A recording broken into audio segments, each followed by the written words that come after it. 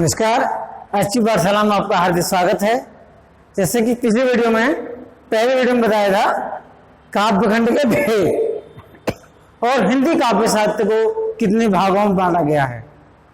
जिसका पहला भेद है आदिकाल। आदिकाल का नामकरण क्यों हुआ, आदिकाल नाम क्यों रखा गया? ये नाम हजारी प्रसाद द्विवेदी ने दिया है। हजारी प्रसाद द्विवेदी ने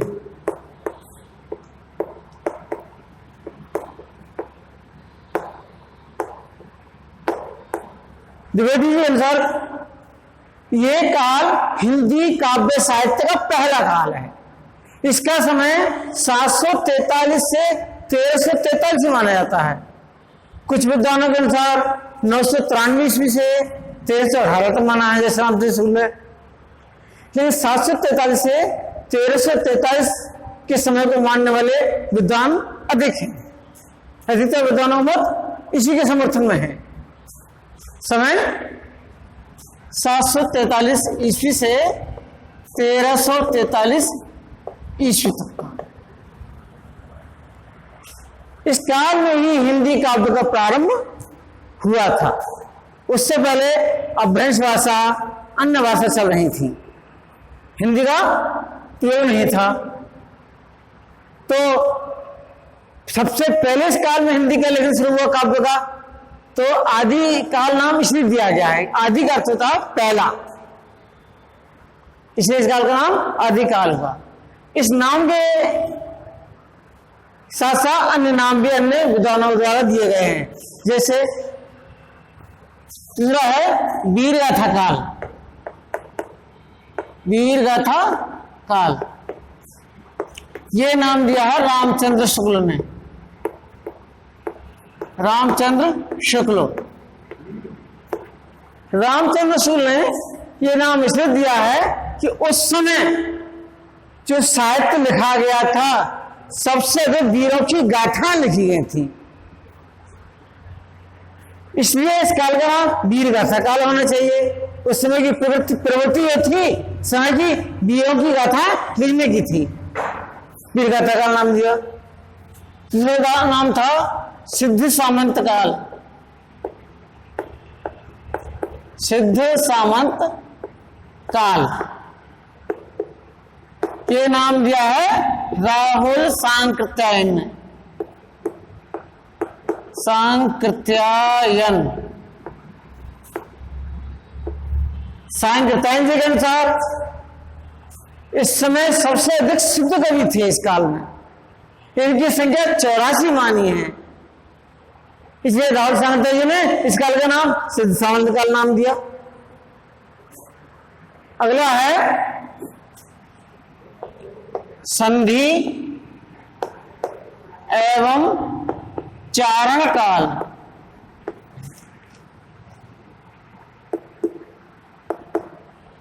और ये नाम दिया था राम कुमार वर्मा ने।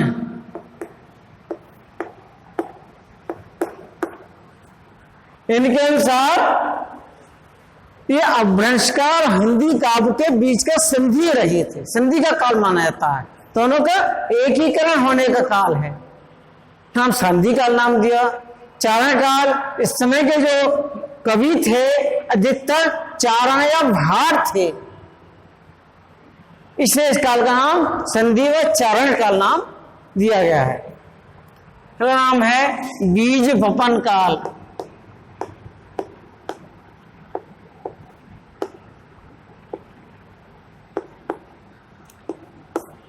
और ये नाम दिया है महावीर प्रसाद द्विवेदी ने।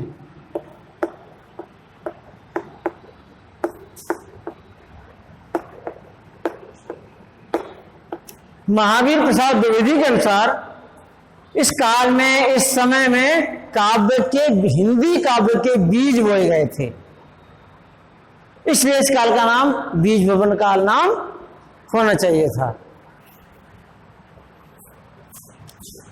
अगला आता है चारण काल।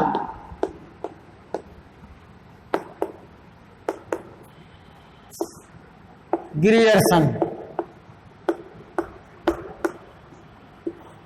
ग्रेसन ने इस काल का नाम चारण काल नाम दिया। उस समय के कवि सभी चारण या भार थे, नाम चारण काल हुआ। इसी प्रकार इस काल के और अन्य नाम हैं, वीर काल नाम है, अभ्रंश काल नाम है, प्रारंभिक काल नाम है। ये अन्य विद्वानों के अनेक नाम दिए गए हैं। प्रश्न भी आता है कि आदिकाल के और अन्य क्या क्या नाम हैं। अगली बात है हिंदी का पहला कवि।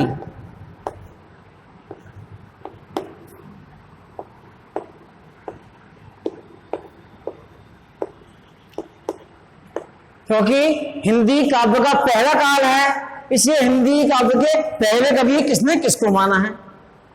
इस समय से हिंदी का काव्य शुरू हुआ है। देखते हैं सरहपा। सरहपा को राहुल सांकृत्यायन ने हिंदी का पहला कवि माना है और इनका समय इन्होंने 769 ईस्वी माना है। राहुल सांकृत्यायन, सांकृत्यायन। दूसरे हैं स्वयंभू, राम कुमार वर्मा।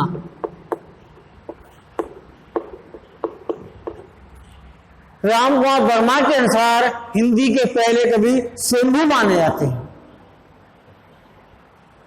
इनका भी समय 8वीं शताब्दी है।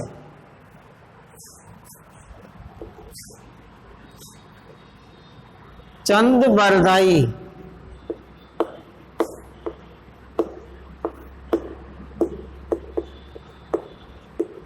रामचंद्र शुक्ल और राम आचार्य रामचंद्र शुक्ल ने हिंदी का पहला कवि चंद बरदाई को माना है और इनकी रचना थी पृथ्वीराज दासो। ये अनेक कवियों द्वारा माने गए पहले कवि हैं। इसके बाद अगला बिंदु होता है कि आदिकालीन परिस्थितियां क्या थी। परिस्थितियां पहले है राजनीतिक परिस्थिति। राजनीतिक परिस्थिति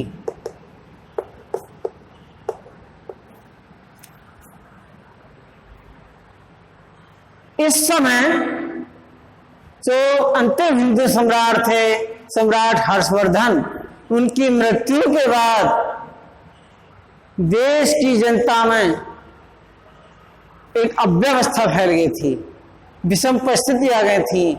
हिंदू सत्ता का धीरे धीरे पतन हो रहा था।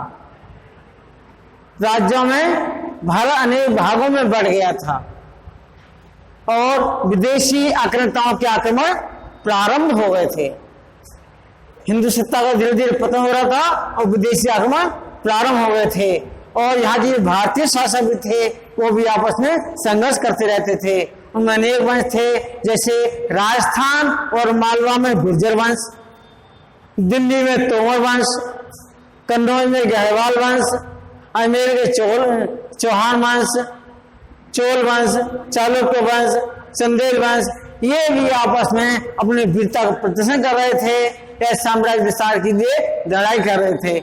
इस कारण से समाज में परिस्थिति अस्त व्यस्त हो रही थी, अव्यवस्था फैली हुई थी। ये उस समय की राजनीतिक परिस्थिति थी। तो उस समय तत्कालीन परिस्थिति को देखते हुए उस समय के कवियों ने जो युद्ध से संबंधित और वीर गाथाओं से संबंधित रचना की है इस काल में।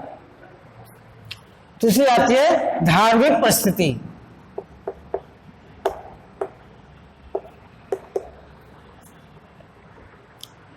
इस समय मुख्यतः तो दो धर्म ही थे, हिंदू और इस्लाम धर्म, लेकिन साथ साथ में जैन, बौद्ध और पारसी इत्यादि धर्म भी थे। तो सांप्रदायिक झगड़े भी हो रहे थे, एक दूसरे को विरोधी मान करके संघर्ष करते रहते थे। इस्लाम धर्म का धीरे धीरे उत्थान हो रहा था, वर्चस्व हो रहा था और हिंदू धर्म का पतन हो रहा था। धर्म में भी अनेक प्रकार के आडंबर फैले हुए थे। फिर आता है सामाजिक परिस्थिति।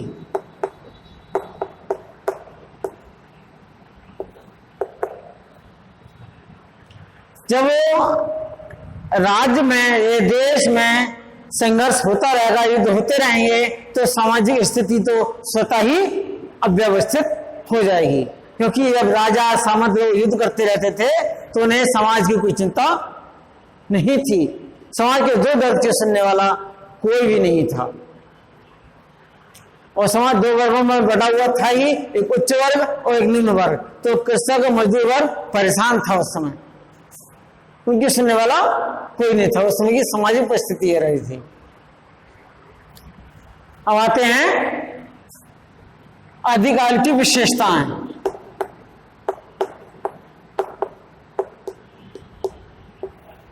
या प्रवृत्तियां क्या थी आदिकाल में। नंबर 1, आश्रयदाताओं की प्रशंसा।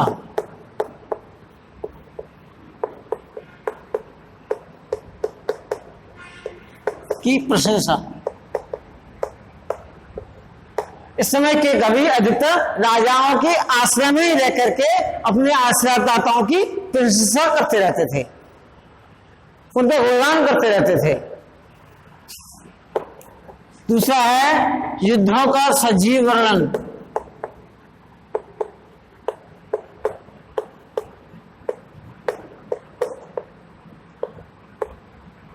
ये काल युद्धों का काल था, और युद्ध आपस में राजाओं में होते ही रहते थे, तो कवियों ने युद्धों का ही वर्णन किया अपनी रचनाओं में। तीसरा है राष्ट्रीय एकता का अभाव। राष्ट्रीय एकता का अभाव।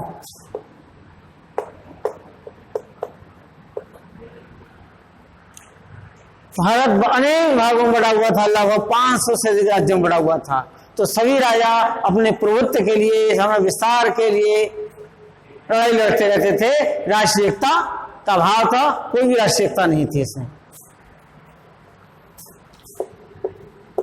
चौथा है वीर रस की प्रधानता। वीर रस की प्रधानता।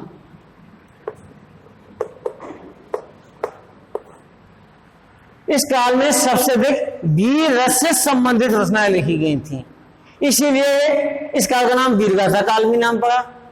श्रृंगार रस इसके बाद ही रस था। हाँ, वीर रस के बाद श्रृंगार रस का भी रंग, लेकिन मुख्य वीर रस ही था, श्रृंगार गौर था। तो ऐसी अनेक विशेषताएं इस काल की रही थी। इस काल में जो साहित्य लिखा गया था वो अनेक वर्गों में बटा हुआ था। ये वर्ग आते हैं 5 वर्गों में बटा हुआ था।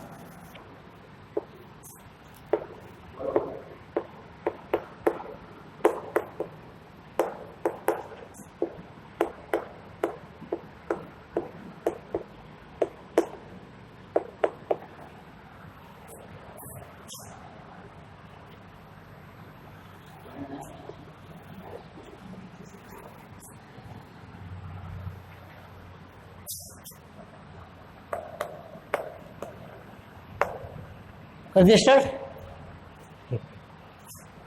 पहला है सिद्ध साहित्य। दूसरा भाग है नाथ साहित्य।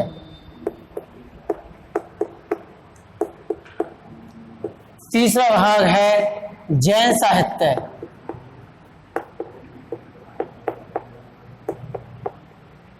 चौथा भाग है रासो साहित्य।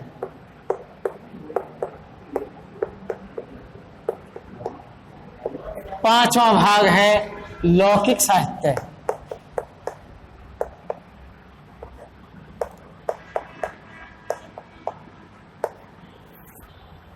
देखिए सिद्ध साहित्य। सिद्ध साहित्य के पहले कवि रहे हैं सराफा। सराफा को बताया जा चुका, ये हिंदी की पहले कवि हैं। इनकी रचना है दोहा कोश। दोहा कोश। अगले हैं शबरपा।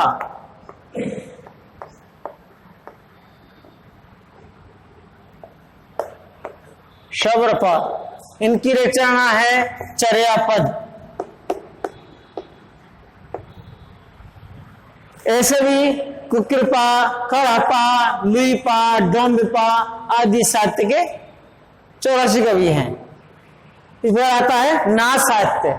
नाथ साहित्य इसमें गोरखनाथ और मत्स्येंद्रनाथ को मुख्य प्रवर्तक माना गया है और इसके मानने वाले भारत में सबसे देखें।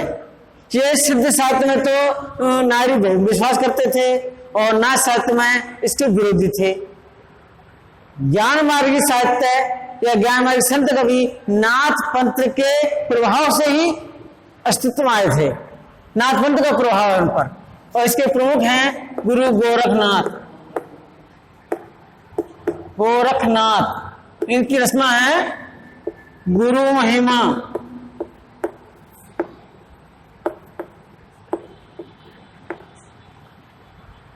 प्राण साधना, इंद्रिय निग्रह आदि। अगले हैं जलंधर नाथ।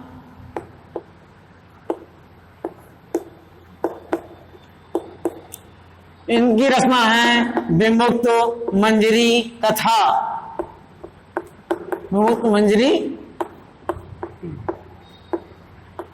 इसमें नाथों की संख्या 9 मानी गई है, जैसे मल्लिकार्जुन, नागार्जुन, जड़भरा, चरपटनाथ, जलंधरनाथ आदि हैं।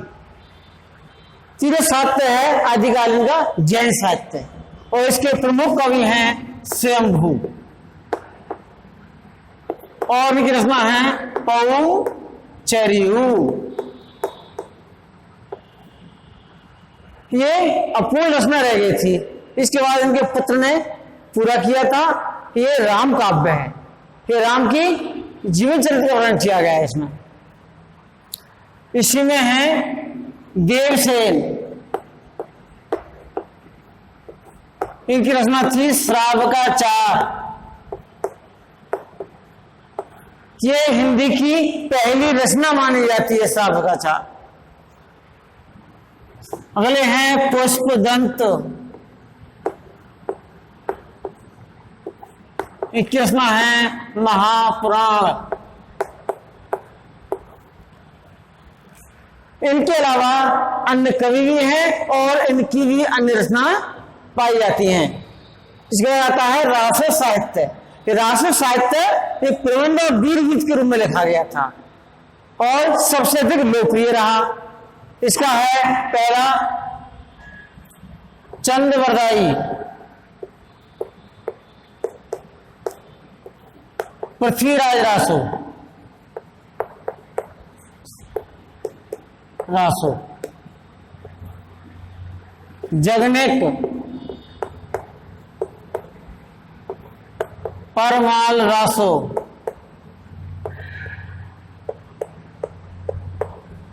ये परमाल रासो सबसे अधिक लोकप्रिय उत्तर भारत में रहा है और इसके गीत बरसात के मौसम में प्रत्येक गांव में वही ढोल तमाके सर गाए जाते हैं। पृथ्वीराज रासो ये हिंदी का पहला महाकाव्य माना जाता है। दलपति विजय, इनकी रचना है फमाल रासो।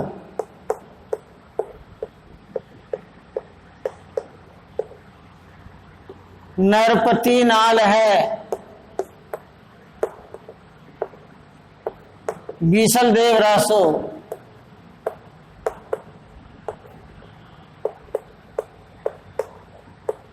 ये बीसल देव रासो श्रृंगार प्रधान रचना है।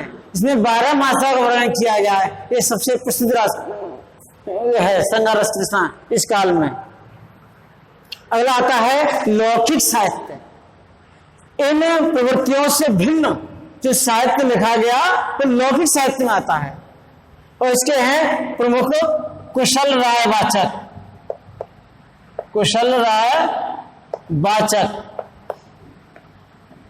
इनकी रचना थी ढोला मारू रा दुहा। मारू रा दुहा यह भी उत्तर भारत में बड़े प्रेम के साथ, रुचि के साथ गाया जाता है, ढोला मारूरा दुहा। और हैं अमीर खुसरो।